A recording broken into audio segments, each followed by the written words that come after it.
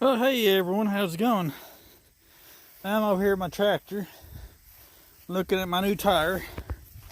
It looks alright, I reckon.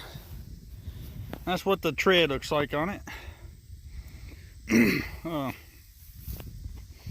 Yeah, and that's what the side of it looks like. Looks like it's got some good tread to it. So, we'll see how she goes.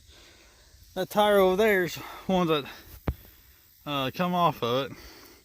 It actually had 3 patches in it, one big one and 2 little ones. So yeah, I was wondering what Agstar looks like. PKT TR135 Agstar, pretty much. But it's a BKT 135. So yeah, that's what she looks like. What a $1,000 tire looks like. At least for me, that's a lot. But anyways, I'm fixing to unhook this hay bind here and go hook up to my hay roller, and I'm going to roll this hay. So I will get back to you in a little bit. Hey everyone. As you can see, I am rolling.